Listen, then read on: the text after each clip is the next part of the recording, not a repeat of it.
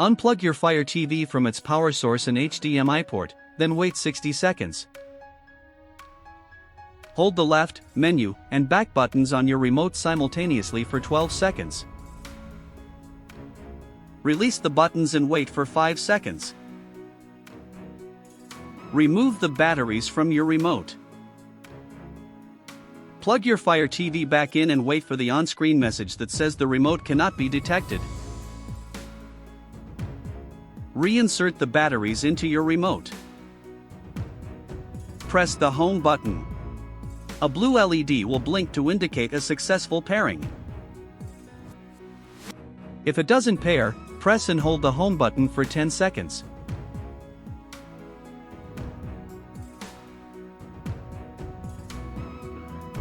Check the batteries, make sure the batteries are fresh and inserted correctly. Restart the Fire TV, unplug the power cord, wait a few seconds, and plug it back in. This simple restart can resolve many issues.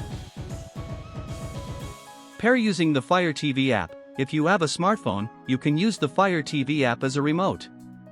Make sure your phone and Fire TV are on the same Wi-Fi network. From the app, you can go to Settings, Controllers and Bluetooth Devices, Amazon Fire TV Remotes to pair your remote.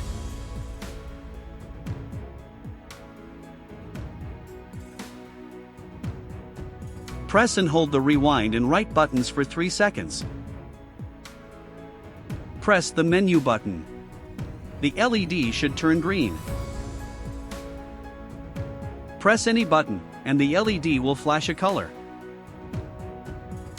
Slow red blink, replace the batteries. Fast red blink, there is an issue with the remote, try resetting it. Orange, the remote isn't paired, hold the home button for 10 seconds. White, check that the Fire TV device is on. Blue, no issue with the remote, restart the Fire TV device.